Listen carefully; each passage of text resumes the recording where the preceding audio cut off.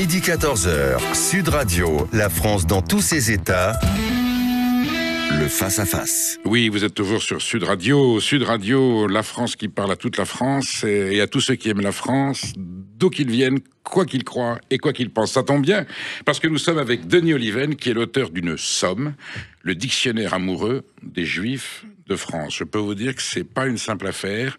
Merci Denis Oliven. J'ai pas eu de week-end parce que j'ai voulu finir absolument le livre avant de vous recevoir. Je l'avais commencé il y a quelques jours et c'est un livre dont on peut dire qu'on est soumis à une addiction parce qu'on n'a pas envie de l'abandonner et d'intégrer la totalité des informations et des savoirs que vous transmettez. Dictionnaire amoureux des Juifs de la France chez Plomb, c'est pas seulement, c'est non seulement un document historique. C'est un traité politique, c'est une encyclopédie parfaite sur ce que sont les Juifs de France, et c'est même une lecture de l'histoire de France nouvelle, et on apprend des dimensions énormes sur le rôle des Français. On n'utilisera pas le terme communauté juive dans cette émission, vous en êtes d'accord. On parle bien des citoyens français de confession juive, on disait les Israélites, et vous dites bien les Juifs de France. Voilà. La publication de cet ouvrage, je vous soupçonne de l'avoir écrit maintenant parce qu'il y avait urgence à rétablir certaines vérités, à repositionner les Juifs de France dans l'actualité. Est-ce que le drame de Gaza, l'antisémitisme fulgurant, véhément qui a surgi, qui était déjà un petit peu ancien, qui a surgi du conflit israélo-palestinien et la tragédie de Gaza, vous a poussé à vouloir lancer cette... c'est pas un cri que vous lancez, mais vous rappelez ce que sont les Juifs de France. Absolument, c'est d'ailleurs un 7 octobre. Nous célébrons aujourd'hui le deuxième anniversaire de cette abomination. C'est même pas une tragédie, c'est même pas... C'est le 7 octobre 2023 qui m'a conduit à écrire ce dictionnaire parce que je me suis aperçu à cette occasion de l'incroyable ignorance dans laquelle nous étions, nous les Français, juifs ou non juifs, de notre histoire. Parce qu'en effet, il y a des juifs en France, et l'histoire de la France avec les juifs et des juifs avec la France est absolument exceptionnelle, extraordinaire. Il n'y a pas d'exemple au monde.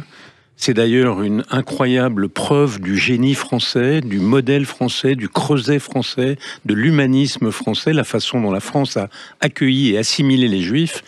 Et on l'a oublié. Or, cette histoire est vieille, elle a 2000 ans. Les premiers Juifs arrivent en Provence au 1er siècle de notre ère.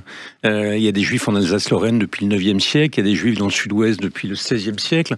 C'est une histoire ancienne et c'est une histoire extraordinaire parce que, et notamment à partir de la Révolution, 1791, au moment où on donne la pleine citoyenneté aux Juifs, c'est le seul premier pays au monde qui fait ça, et puis ensuite il y aura toute une série d'événements qui vont conforter ce modèle. La France est le pays le moins antisémite du monde, et elle propose aux Juifs de devenir des citoyens à part entière, et le modèle qu'elle applique aux Juifs, d'ailleurs s'applique plus généralement, c'est celui que Clermont-Tonnerre avait défini: tout aux Juifs au moment de la Révolution, tout aux Juifs en tant qu'individu et rien en tant que nation au sens de communauté. Donc, vous avez le droit de confesser votre religion, catholique, protestante, juive, mais vous avez le droit, ça va vous intéresser aussi, d'avoir un certain goût pour vos origines régionales, pour être provençal, corse, que sais-je, basque. Mais ça, c'est le privé. En tant que citoyen, vous êtes comme les autres et il n'y a pas de particularisme. Et ça a fabriqué une histoire absolument exceptionnelle qui a permis aux Juifs de s'accomplir. Vous imaginez... moi, j'ai voulu faire ça à travers des personnages qui illustrent cela. La France a fait sa place à Montaigne, Proust, Léon Blum, Mendès France, qui sont des grands Français, quoi qu'ils aient été juifs. Et il n'y a pas beaucoup d'autres pays qui ont été comme ça. Alors justement, on va mettre un petit peu les pieds dans le plat. Intégration et même assimilation. On est sur un phénomène qui joint les deux concepts. Est-ce que je me trompe? J'ai passé des heures à chercher un chapitre sur l'abbé Grégoire. Il est cité vous ne faites pas un chapitre sur l'abbé Grégoire. Alors, on rappelle qu'il est l'abbé Grégoire, donc c'est un prélat sous la Révolution, un curé très évolué, très humaniste. Il écrit: est-il moyen de rendre les Juifs plus utiles et plus heureux en France? Demande l'abbé Grégoire. Je demande qu'il soit décrété que les Juifs jouiront en France des mêmes droits que les citoyens actifs. La motion est votée par l'Assemblée constituante le 28 septembre 1791. Nous sommes encore en monarchie. Et le 13 novembre 1791, le roi Louis XVI ratifie: les Juifs de France deviennent des citoyens à part entière. C'est le début d'une nouvelle histoire. Les Juifs sont là depuis très longtemps. Oui. Il y a des personnages fabuleux dans l'histoire de France avec les Juifs. Je pense que le plus ancien va être Sérachi, mais il y en a d'autres qui est à Troyes. Est-ce qu'il y a vraiment une prise de conscience de la part des Juifs de France qu'ils font désormais partie intégrale de la nation? Oui. J'aurais pu consacrer en effet, parce que dans ce dictionnaire... Étonnant, hein, parce que vous parlez de Français qui ne sont pas juifs, qui ont fait des choses. Bien sûr. Et lui, il n'a pas le droit à son chapitre. Dans ce dictionnaire, il y a des... Je vais vous dire pourquoi. Dans ce dictionnaire, il y a des juifs. Il y a des descendants de juifs, Montaigne, Proust, Nostradamus, et puis il y a des Français non juifs, mais qui se sont illustrés par leur aménité à l'égard des juifs, depuis Abélard ou le pape Grégoire ou Bernard de Clairvaux, jusqu'à Renan, Sartre ou même le dernier Barrès. Un philosémitisme avant l'heure. Et puis, mais c'est vrai que j'ai consacré une entrée à l'émancipation, parce qu'il y a plusieurs personnages fantastiques, extraordinaires, qui vont inventer un modèle que d'autres pays accompliront après. C'est Mirabeau, c'est l'abbé Grégoire, vous l'avez dit, et c'est Clermont-Tonnerre, un aristocrate qui vont ensemble considérer que la citoyenneté, l'égalité des droits entre les citoyens doit incorporer tout le monde, y compris les Juifs. Et la France fait ça bien avant d'autres pays, bien avant l'Angleterre, bien avant l'Allemagne, bien avant d'autres pays. C'est l'exception française. Et ça va en effet se renforcer ensuite, après la Révolution, notamment avec Napoléon. Mais là, c'est le lancement, en effet, d'un nouveau paradigme qui va caractériser la France et que d'autres pays suivront plus tard. Malgré la méfiance ancienne qu'il y avait envers les Juifs depuis le haut Moyen-Âge, il y a eu des pogroms français, il y a eu des massacres. Saint-Louis, qu'on dit un saint, et d'un antisémitisme virulent. Philippe le Bel aussi.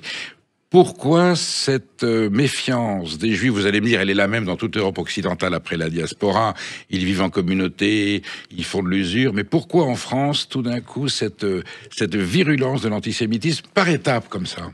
En fait, il y a traditionnellement l'anti-judaïsme chrétien. Les Juifs sont le peuple déicide. Mais à peu près au XIVe siècle, jusqu'aux croisades, c'est une situation ambiguë. Parce que d'un autre côté, l'Église protège les Juifs. Je cite Abélard, je cite Bernard de Clairvaux, je cite le pape Grégoire qui est français. Grégoire. Il protège les Juifs parce que les Juifs sont le peuple témoin, comme dit saint Augustin.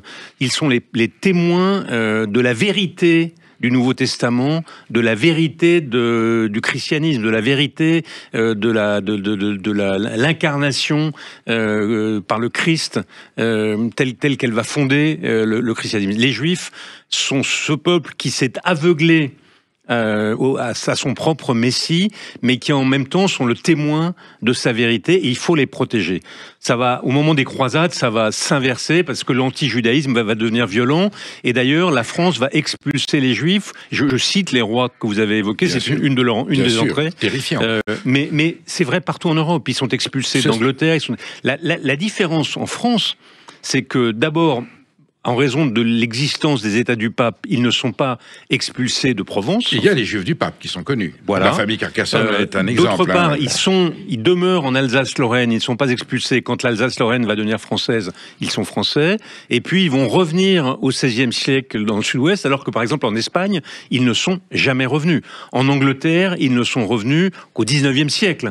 Donc, la France, même dans cette époque d'anti-judaïsme chrétien, la France se caractérise par une aménité que les autres pays n'ont pas. La première diaspora est directement venue d'Israël après le sac de Jérusalem par Titus. Progressivement, ils arrivent en France. On va dire que c'est la racine des Ashkénazes. Est-ce qu'il y a aussi une diaspora après 1492, quand les Juifs sont expulsés d'Espagne? Est-ce qu'il y en a qui remontent vers la France? Alors, absolument. C'est au XVIe siècle, les Juifs qui se sont apparemment convertis au christianisme vont venir à Bordeaux, au Pays Basque, à Bayonne, où ils vont prospérer et puis finalement recevoir des lettres patentes et confessé leur vraie religion.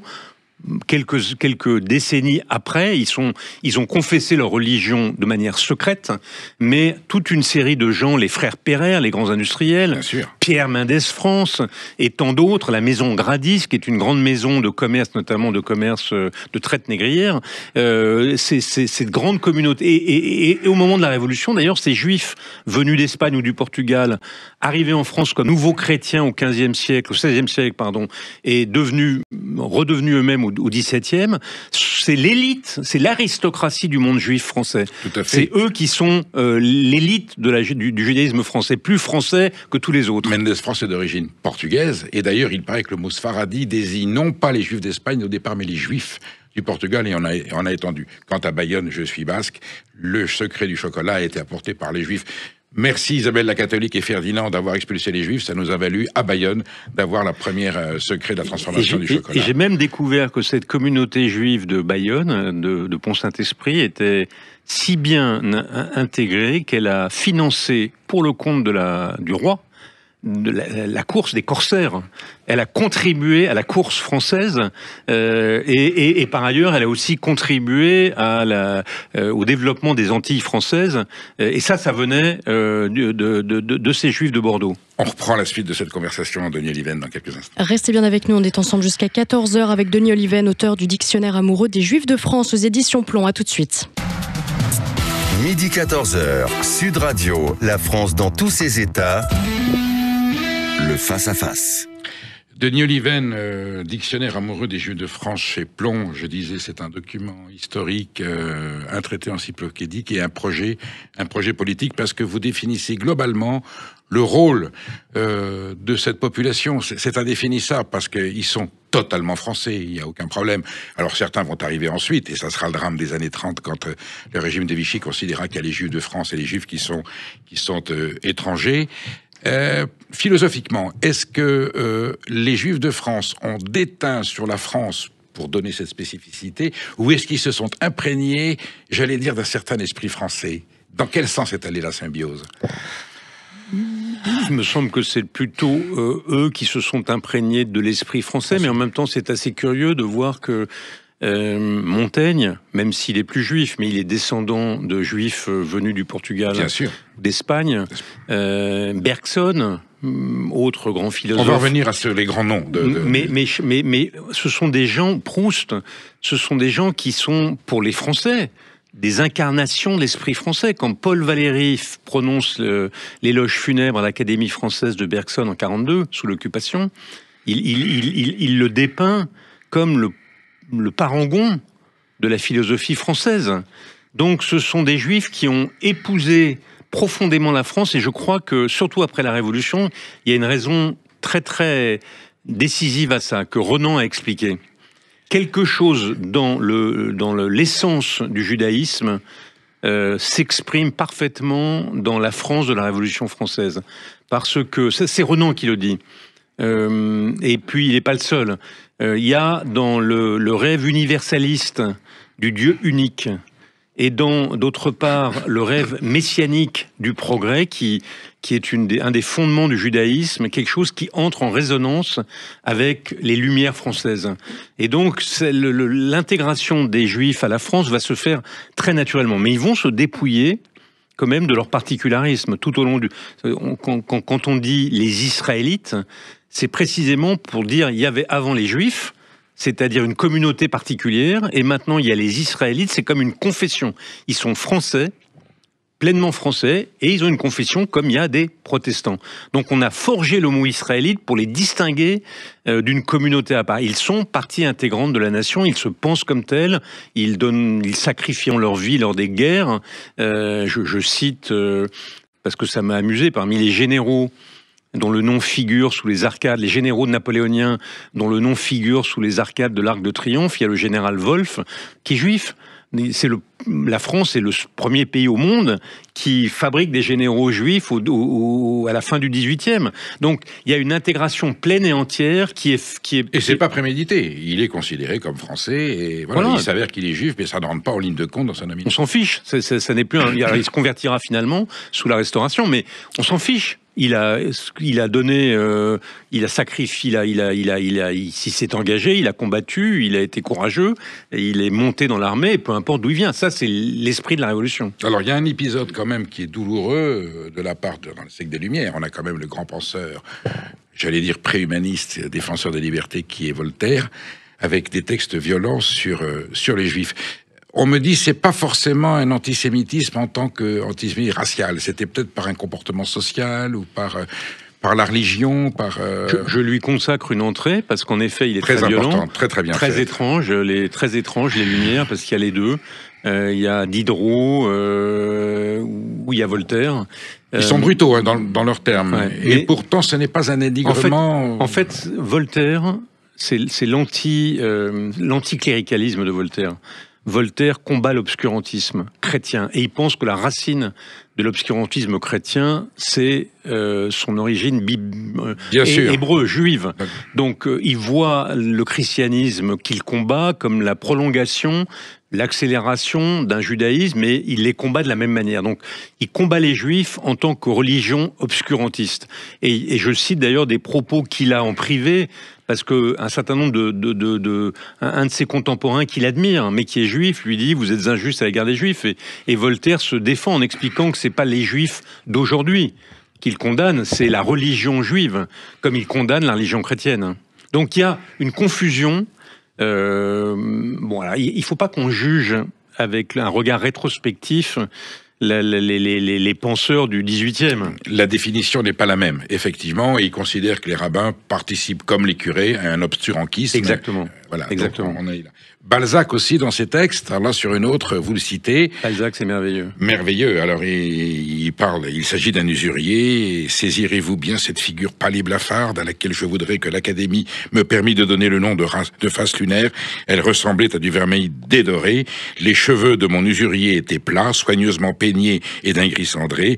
Les traits de son visage impassible, autant que celui de Talleyrand, paraissaient avoir été coulés en bronze, jaunes comme ceux d'une fouine. Ses petits yeux n'avaient presque point de cils et craignaient la lumière, mais l'abat-jour d'une vieille casquette les en garantissait. Son nez pointu était si grêlé dans le bout que vous l'eussiez comparé à une vrille. Il avait les lèvres minces de ces jalsimistes et de ces petits vieillards peints par Rembrandt ou par Metzu. Cet homme parlait bas, d'un ton doux et ne s'emportait jamais. Son âge était un problème. On ne pouvait pas savoir s'il était vieux avant le temps ou s'il avait ménagé sa jeunesse avant qu'elle lui servît toujours. Si vous touchez un cloporte cheminant sur un papier, il s'arrête et fait le mort. De même, cet homme s'interrompait au milieu de son discours et se taisait au passage d'une voiture afin de ne pas forcer sa voix. C'est un texte d'une violence dans la description antisémite. Et pourtant, pour Balzac, ce n'est pas non plus, j'allais dire, un dénigrement social. Balzac est très bon, d'abord, une fois encore, il ne faut pas qu'on juge. Il est conservateur, attention. Il ne faut pas qu'on juge avec le regard d'aujourd'hui, et notamment le regard post-hitlérien. Il y a un préjugé, même dans cette France qui accueille les Juifs et qui leur permet de se déployer au 19e siècle, et Balzac est le contemporain de ce déploiement, il y a des préjugés antisémites. Mais Balzac, qui est le merveilleux romancier qui décrit la vérité sociale du pays, décrit l'assimilation des Juifs à la société française. Et il a des personnages, Gobseck, c'est l'usurier. Bien sûr. Ou Nucingen, qui est Rothschild. Là, il parle de Gobseck. Bien sûr. Mais ces personnages ne sont jamais monochromes. Ils font partie de la comédie humaine. Gobseck va sauver sa nièce. Nucingen est capable de tomber amoureux. Oui. Ils sont des êtres humains trop humains. Ce que décrit, en fait, Balzac, c'est le changement de régime. Et il identifie le capitalisme financier dont il comprend qu'il est en train de naître. Il l'identifie pour une part aux Juifs, mais il ne condamne pas. Les personnages sont toujours complexes chez Balzac. C'est pas que Dickens décrit des personnages de Juifs qui sont épouvantables. Chez Balzac, ils sont humains, trop humains. Vous l'expliquez bien. Donc pas de confusion avec l'antisémitisme. On dit toujours la France a toujours été antisémite. C'est un antisémitisme qui est lié à des phénomènes qui n'ont rien à voir ensuite vraiment avec la haine raciale que l'extrême droite, le fascisme et le nazisme va engendrer. L'antisémitisme racial est tardif. En fait, il y a jusqu'à notre antisémitisme contemporain dont on parlera peut-être, il y a d'abord l'antijudaïsme chrétien, le peuple déicide, et ça, l'Église va se purger de ça après la guerre. Il y a ensuite l'antisémitisme socialiste, si j'ose dire. C'est les Juifs rois de l'argent. Et ça, c'est Balzac, c'est le 19e. Il se trouve que l'assimilation des Juifs... Dans le cliché aussi un petit peu, forcément. Dans le cliché, bien sûr, mais parce que l'assimilation des Juifs au 19e fait que les Juifs, notamment, développent des banques, pas seulement. Rappelez, les chrétiens n'ont pas le droit à l'usure, les Juifs y ont droit. Voilà. Donc c'est à eux qu'on emprunte l'argent, et quand on ne peut pas rembourser, le plus facile, c'est de les accuser d'avoir empoisonné les puits, et on les massacre. Voilà, exactement. Et au 19e siècle, ils vont créer des banques, mais ils ne feront pas que ça. Il y aura des grands intellectuels, des grands médecins, mais il y a aussi des banquiers. Donc Balzac identifie, comme une bonne partie de ses contemporains, les Juifs et l'argent. Ça, c'est le 19e. Il va y avoir ensuite l'antisémitisme, mais il n'y a pas que Balzac. Marx, qui est juif pourtant, fait la même chose. Bien sûr. Au 19e, à la fin du 19e, au début du 20e, c'est l'antisémitisme racial. C'est les Juifs, race inférieure. Celui-là, il va être définitivement déconsidéré par la barbarie nazie. Et puis, apparaît maintenant un nouvel antisémitisme, on en parlera peut-être. Mais donc, Balzac, il est contemporain de l'assimilation des Juifs, notamment de leur développement dans la société industrielle et financière. Il le pointe du doigt, mais jamais d'une manière monochrome. Comment les Juifs, en 1791, ils avaient conscience d'être appartenant au royaume de France sans être totalement intégrés. Est-ce que dans cette population, parce qu'il y a différents stades sociaux et culturels, ils vivent cette émancipation obtenue par l'abri grégoire comme une vraie nouvelle étape dans leur lien à la France ou non? Énorme. Ils redoutent, énorme étape. Alors évidemment, il y a une grande bourgeoisie à Bordeaux, il y a plutôt un judaïsme rural et pauvre en Alsace. Ils craignent au départ de devoir abandonner leur particularité. Et avec Napoléon, d'ailleurs, on va les forcer à aller loin dans l'intégration. Tout à fait. Et ils l'accepteront parce que, finalement, c'est ça qui est merveilleux dans le modèle français, et dans l'émancipation, c'est qu'on ne demande pas aux Juifs, pour devenir français, de cesser d'être Juifs. On leur demande de ramener le judaïsme à leur intimité, à leur monde privé. C'est le principe de la laïcité avant l'heure. C'est la loi commune, c'est la République. C'est la République. Et ça, ils l'acceptent volontiers. Et ils seront d'ailleurs des militants. Ils seront d'abord, beaucoup d'entre eux seront républicains, ensuite ils seront radicaux, ils seront socialistes, Blum, et puis même ils seront communistes, parce qu'il y a un rêve d'émancipation du genre humain de ces Juifs qui veulent un monde sans race, dans lequel on ne vous distingue plus. Donc ils seront très souvent à gauche au cours des siècles, à partir de la Révolution. Au point de sublimer ce qu'on appelle l'esprit français. Denis Oliven, on continue cet échange passionnant dans quelques instants. Midi 14h, Sud Radio, la France dans tous ses états. Car pour moi tu ne ressembles à personne. Sais-tu que le vrai bonheur se prend comme ça, comme on cueille une fleur ici ou là. Si d'être avec toi, ça me suffit à moi. Et si toute ma vie, je n'ai qu'une seule envie, c'est de te voir comme ça et t'aimer pour ça. Car vois-tu, tu ne ressembles à personne. Nous écoutions Nathan Korb. Vous savez qui c'est, Nathan Korb? Francis Lemarque. Alors là, il y a beaucoup de... Moi, je le savais depuis longtemps, mais il y a beaucoup de gens à qui j'en ai parlé. Francis Lemarque, était juif. J'ai consacré une entrée aux chanteurs juifs parce que Francis Lemarque, Gainsbourg, Jean Ferrat... Paragraphe formidable. Barbara. Pourquoi? Parce que la musique... Pourquoi est-ce qu'il y a eu tant de juifs dans la musique? Je crois que c'est parce que la musique, pour devenir une star de la musique, une vedette... On ne vous demandait rien, on ne vous demandait pas qui vous étiez. C'est pour ça qu'il y a aussi des Arméniens comme Aznavour. Vous êtes un immigré de fraîche date ou vous appartenez à une communauté minoritaire, entre guillemets. On s'en fiche, si vous avez du talent, les Français vous aiment et vous chantent. Alors ces chanteurs ne manifesteront pas leur judaïsme. On chercherait en vain chez Lemarque, chez Ferrat, un tout petit peu chez Gainsbourg, chez Barbara et chez tant d'autres. Non, c'est de la chanson française pure.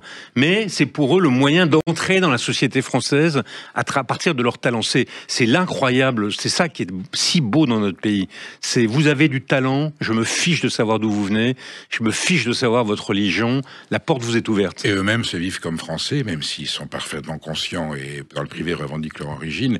Mais c'est vrai, Francis Lemarque, ça me fait penser à la scène de Funès dans Rabbi Jacob. Quoi, Salomon, vous êtes juif. Exactement. Et votre père aussi, votre grand-père aussi. Et ils se sentent les héritiers de l'histoire de la chanson française.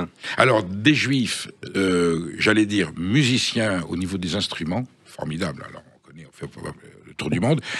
Peu de compositeurs. Est-ce que vous pouvez me donner le nom de 2 grands compositeurs qui sont juifs?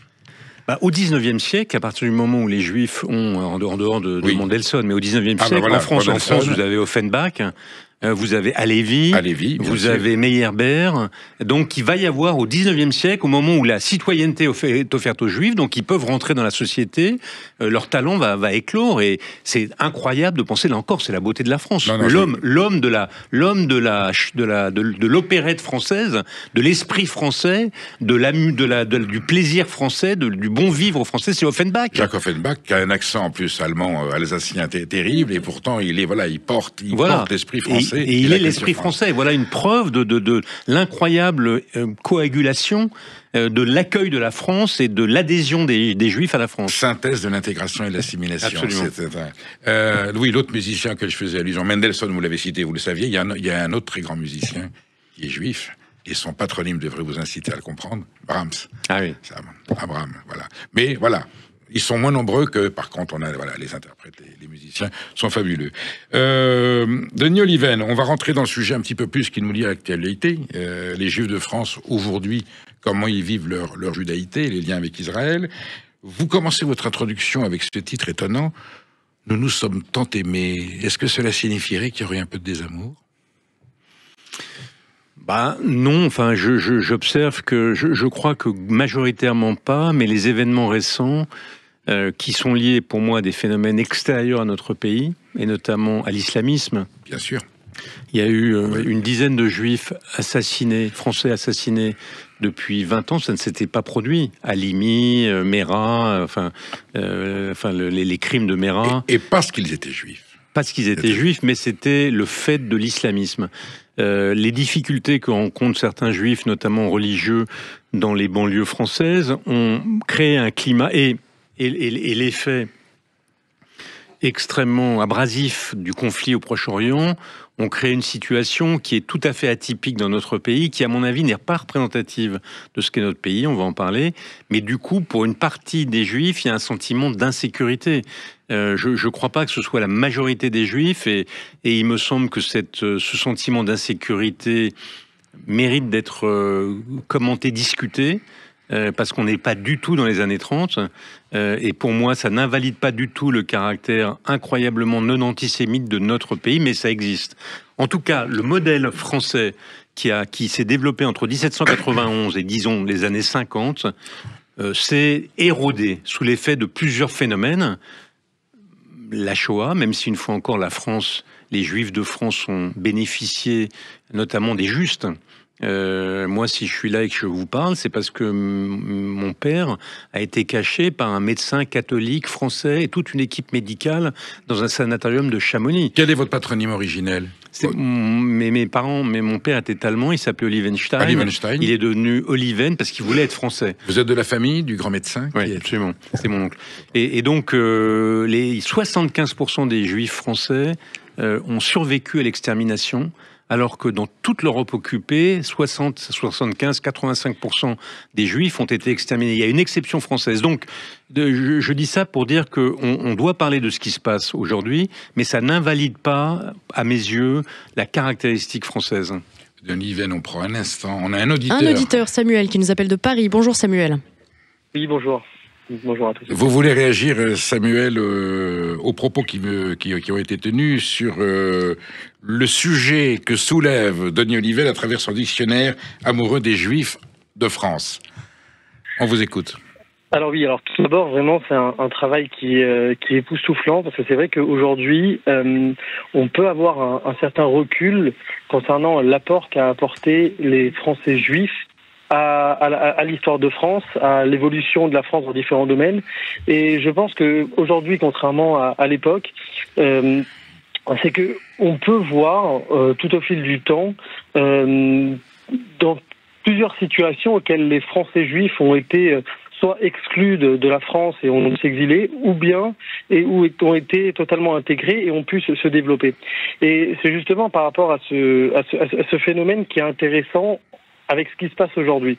On voit bien qu'aujourd'hui, si vous parlez, enfin, en tout cas nous, Français juifs, lorsqu'on parle entre nous, il y a une idée qui revient souvent, c'est de se dire est-ce qu'on doit partir ? Est-ce qu'on doit partir ou on doit rester justement pour pouvoir se développer intellectuellement et surtout développer la France à travers les réalisations des Français juifs.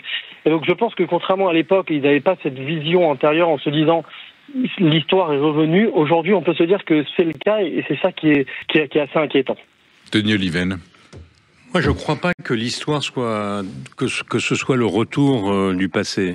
D'abord, il y a plusieurs choses qui font une différence très importante. La première, c'est que les lois françaises protègent contre le racisme et protègent contre l'antisémitisme. On n'est pas dans les années 30. On a l'arsenal législatif probablement le plus puissant de répression de l'antisémitisme. Deuxième chose, il y a un consensus des partis politiques, à l'exception de LFI, je vais en parler, qui est un phénomène nouveau et dramatique, parce que la gauche, depuis l'affaire Dreyfus, était le premier avocat de la lutte contre l'antisémitisme, elle est aujourd'hui le premier propagateur de l'antisémitisme. Mais il y a un consensus des partis politiques, même le Rassemblement national, à travers sa dédiabolisation, a abandonné son antisémitisme traditionnel. Je ne dis pas que tous ses électeurs l'ont abandonné, mais même l'extrême droite a rompu avec la tradition qui était la sienne de l'antisémitisme. Donc on a un consensus politique contre l'antisémitisme avec une exception dramatique qui est LFI. Et puis l'opinion, que la loi réprime l'antisémitisme, les partis sont consensuels contre l'antisémitisme et l'opinion, les enquêtes d'opinion montrent que le niveau d'antisémitisme de l'opinion française est très faible. C'est de l'ordre de 10%. Et encore, dans cet antisémitisme, il y a une partie d'antisémitisme de préjugés, mais qui ne conduit pas à des actions violentes. Il y a 3 secteurs de l'opinion qui sont touchés par un nouvel antisémitisme lié au Proche-Orient. Il y a la communauté arabo-musulmane, parce que, disons, un tiers d'entre elles, à peu près, d'après les enquêtes, a des préjugés antisémites. Ça veut dire quand même que la majorité ne l'est pas, hein, mais un tiers. Donc c'est 3 fois plus que la moyenne des Français. Deuxième point, l'électorat d'extrême gauche. Là encore, c'est entre 2 et 3 fois plus que la moyenne des Français. Et puis, il y a un phénomène qui est un peu inquiétant, qui est la jeunesse, et notamment la jeunesse éduquée. Et ça, c'est lié complètement à la question du Proche-Orient. Donc, mais globalement, les Français, majoritairement, se sont purgés de l'antisémitisme de préjugés qui existait encore avant la guerre. Je vous donne juste un exemple. Lorsqu'on posait la question au lendemain de la guerre, est-ce que vous seriez embêté si votre fille ou votre fils épousait un juif ? Je crois qu'il y avait 60-70% des Français ou 80% des Français qui disaient oui. Aujourd'hui, quand on pose la question, c'est moins de 10%. Donc, alors évidemment, ces 2 segments que j'ai évoqués, l'extrême gauche, la communauté arabo-musulmane et la jeunesse française qui traversent les deux, c'est un sujet, mais c'est un sujet qui est circonscrit, qu'on peut à la fois, on doit faire un effort d'éducation vers cette jeunesse ou vers la communauté arabo-musulmane, et on doit combattre politiquement les partis qui font preuve d'antisémitisme, je pense à LFI. Denis Oliven, on va reprendre cette conversation dans quelques instants et on va aborder la crise de Gaza. Midi 14h, Sud Radio, la France dans tous ses états, le face-à-face. Denis Oliven, auteur du dictionnaire amoureux des Juifs de France, est là sur Sud Radio aujourd'hui pour débattre avec nous de l'histoire des Juifs de France, leur implication dans la conscience française et le rôle qu'ils peuvent avoir aujourd'hui dans, j'allais dire, l'essor de cette République qui est bien troublée. Je cite une phrase d'Emmanuel Berl que vous citez, que vous, les non-juifs, quand ils succombent à l'antisémitisme, et les juifs, quand ils le suscitent, causent en moi la même panique. Qu'est-ce qu'il a voulu dire par là, Emmanuel Berl ? Emmanuel Berl, c'est un drôle de personnage. C'est un Français d'origine 100% juive, il est alsacien. Fondateur de Marianne, le premier Marianne de 1938, oui. et auteur de 2 phrases célèbres du maréchal Pétain. Exactement, c'est un Israélite parfait, tellement parfait qu'il a un peu un problème avec ses origines. Il est tellement tellement israélite, tellement français, qui sera que le maréchal Pétain qui sera le premier à écrire, comment dirais-je, écrivain des discours du maréchal Pétain. La France, elle, ne ment pas, c'est lui. Et la terre, elle ne ment pas. Pardon. Et je hais ces mensonges qui nous ont fait tant de mal, c'est lui. Donc Emmanuel Berl, c'est un type un peu spécial. Il exprime, on voit ça au 19e siècle, c'est très frappant, et au début du 20e, il y a des juifs qui sont tellement français, c'est le personnage de Bloch dans La Recherche de Proust, qu'ils en deviennent presque eux-mêmes antisémites. Donc lui, il essaie de se mettre à distance d'un côté en disant « je déteste les antisémites, mais je considère que les juifs causent l'antisémitisme quand ils sont trop ostentatoires dans leur judaïsme, j'imagine ». Alors il y a un phénomène qui aujourd'hui est au cœur de la polémique tragique que nous vivons en France, parce que l'antisémitisme, il y a une résurgence. Je ne sais pas si c'est la même bête immonde que celle des années 30, mais c'est une bête et elle est immonde. Et on le voit. Et quand on voit aujourd'hui dans des manifestations le panneau « Mort aux Juifs » dans les rues de Paris en 2023, 2024 ou 2025, on se demande dans quel monde on habite. Denis Oliven, les étrangers venus d'autres pays en France, italiens, espagnols, yougoslaves, qui venaient de loin, gardent une attache à leur pays d'origine, sont de parfaits Français et on le voit parfaitement intégrés. On garde une sympathie nationale peut-être au moment du football et quand on repart en vacances, on garde les racines. Même pour les Maghrébins, vous avez des Marocains, des Algériens, des Tunisiens qui sont parfaitement intégrés, assimilés et qui gardent quand même un souvenir, qui gardent leurs origines dans leur cœur. Les Juifs, c'est différent. Vous avez les Juifs de la diaspora qui venaient évidemment de Palestine au Moyen-Âge, qui sont des Français plus qu'à part entière. Est-ce que la création de l'État d'Israël, qui est une conquête, j'allais dire, de l'humanité, on donne aux Juifs qui ont été persécutés après la Shoah le droit d'avoir leur territoire. Le problème n'est toujours pas résolu, et on le sait aujourd'hui. Est-ce que le fait de la création de l'État d'Israël suscite dans certains Juifs de France la notion a posteriori qu'ils ont enfin une patrie d'origine qu'ils n'avaient pas. Vous voyez, l'anachronie du système est peu, du coup, engendré des malentendus. Quand on voit le Premier ministre israélien qui disait « Fuyez la France, on est presque au retour de Vichy, revenez dans votre mère patrie », il y a des citoyens français qui succombent à la tentation, bien sûr, parce qu'ils estiment qu'ils sont sincèrement en danger. Et puis il y en a d'autres qui disent « Mais moi, je me pose même pas la question. Je suis français, je reste en France. J'assumerai cette tragédie et je me bats pour établir la vérité et la justice. » Que faut-il en penser ? Non, je sais, cette question s'est posée évidemment. C'est pour ça que le judaïsme français a été au départ, au moment où est apparu le sionisme, je consacre une entrée à ça dans mon dictionnaire, hostile au sionisme. Et puis finalement, il s'est rangé à l'idée du sionisme, mais de la manière suivante. Les juifs français, dans leur grande majorité, ont considéré que le sionisme, c'était la possibilité d'un refuge pour les juifs qui n'avaient plus de patrie. Pour les juifs d'Europe de l'Est qui étaient persécutés, ensuite pour les juifs du monde arabe qui ont été chassés. Mais pour eux, Français, la question ne se posait pas. Ils avaient une patrie, ils étaient Français.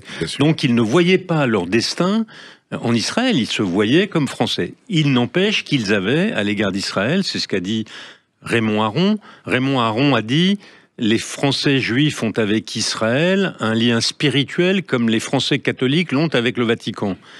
Où Emmanuel Lévinas, grand philosophe, a dit « Nous sommes liés, quoique français, nous sommes liés avec Israël par le pacte d'Auschwitz, par le fait que nous considérons qu'il est bon qu'il existe un refuge pour des Juifs qui n'ont pas la chance, comme nous, Français, d'avoir leur patrie. » Donc je crois que la vérité, il y a quelques Juifs qui ont quitté la France, très peu en fait, hein, quand on regarde la proportion des Juifs qui ont quitté la France pour faire, comme on dit, leur alia, pour aller en Israël, devenir des citoyens israéliens, est très petite.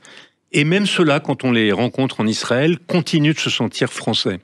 Donc je crois que l'idée de la double allégeance ne se pose pas. C'est vrai que les Juifs, en général, ont une affection pour Israël et sont attachés au droit à l'existence de l'État d'Israël. Moi, je suis un Français patriote. J'ai été élevé dans une famille non religieuse, non communautaire, très patriote et très républicaine.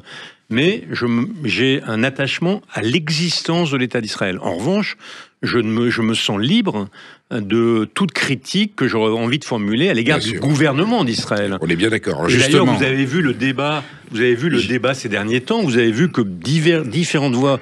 D'abord, en Israël même, 85% de la population est désormais hostile à son gouvernement. Mais dans toutes les diasporas, parmi les Juifs en Angleterre, aux États-Unis et même en France, il y a eu toutes les positions possibles. J'y viens. Le conflit israélo-palestinien et particulièrement la tragédie de Gaza s'est invité dans la vie politique française. Pas seulement au niveau de la relation avec les Juifs de France. L'extrême gauche s'en est emparée. Gaza est une vraie tragédie, que ce soit Delphine O'Miller ou Anne Sinclair ou Marc Knobel et Alain Finkielkraut et Elie Barnaby se sont positionnés de façon très courageuse. Vous-même, Denis Oliven, vous êtes insoupçonnable de confusion sur cette histoire. Le drame aujourd'hui, c'est que ça a engendré un antisémitisme, j'allais dire, voulu, pensé par l'extrême gauche.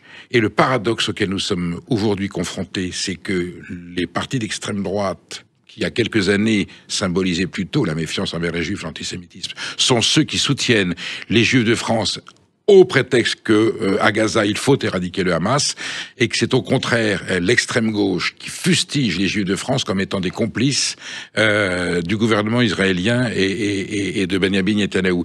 Comment, Juifs de France, vous pouvez vivre cette dichotomie, cette anomalie? Le syllogisme que l'extrême gauche a réussi à imposer plus ou moins est le suivant. Tout Juif est comptable d'Israël, tout Israël est comptable du gouvernement israélien, et le gouvernement israélien est génocidaire. Donc tout Juif français est complice du génocide. Donc tout Juif est génocidaire. D'abord, tout Juif n'est pas comptable d'Israël. Bien sûr. Tout Israélien n'est pas comptable du gouvernement. Aujourd'hui, ce gouvernement est minoritaire dans l'opinion israélienne. L'opinion israélienne conteste la politique du gouvernement Netanyahou, notamment sur les otages, et même une partie de l'administration israélienne. Le chef d'état-major des armées a contesté les opérations militaires. Donc il y a 300 anciens dirigeants de l'armée, des services secrets israéliens qui ont écrit contre le gouvernement Netanyahou. Il y a 4 ou 5 anciens premiers ministres israéliens qui ont contesté. Donc la deuxième partie du syllogisme n'est pas vraie. Et troisièmement, l'utilisation du mot génocide, même pour ceux qui vous avez cités, Anne Sinclair, Alain Finkielkraut et tant d'autres. Elie Barnaby parle de crimes contre l'humanité. Ouais. Mais le terme génocide est inapproprié. Pourquoi ? J'explique d'un mot, parce que imposer ça ne veut pas dire qu'on accepte ce qui se passe à Gaza. Mais même ceux qui contestent absolument la guerre telle qu'elle se déroule à Gaza contestent le mot génocide, parce que ce mot génocide suppose qu'il y a l'intention des autorités israéliennes, pas de tel ou tel ministre, des autorités israéliennes, du gouvernement, de l'armée, de la population, d'exterminer les Palestiniens. Or, si l'Israël avait voulu exterminer les Palestiniens, compte tenu de sa disproportion des forces, il l'aurait fait. Donc ça n'est pas un génocide. Ça ne veut pas dire qu'on accepte la guerre à Gaza, ni la façon dont elle est conduite, mais ça n'est pas un génocide. L'utilisation du mot génocide est le signal d'une intention maléfique qui consiste à incriminer les Juifs en leur disant « vous faites ce qu'on vous a fait ». Et ça n'est pas vrai.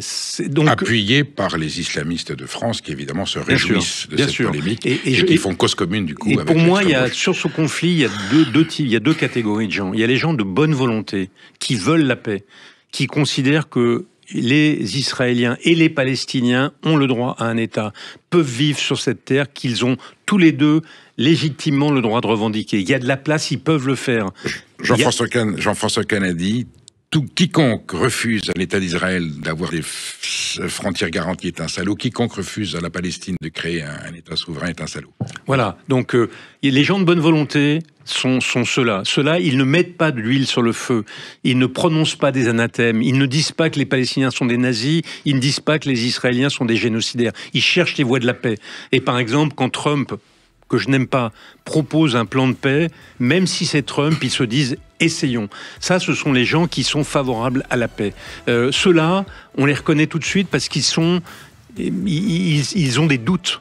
ce sont des Palestiniens qui se mettent à la place des Israéliens ou des Israéliens qui se mettent à la place des Palestiniens. Ou ce sont des observateurs qui, comme nous, se mettent à la place des uns et des autres et cherchent une solution. Je vous cite une phrase en hébreu. Ubin pol oiber halotishmar. Ça vous dit quelque chose? Non. Ne te réjouis jamais du malheur de ton ennemi. Voilà. Denis Oliven, merci d'avoir été aujourd'hui présent sur Sud Radio pour nous apporter ce témoignage essentiel. À très bientôt. Merci à vous. Pour écouter cette émission, rendez-vous sur sudradio.fr, YouTube, Spotify, Deezer, toutes nos plateformes. Merci à tous, merci Perico et à demain.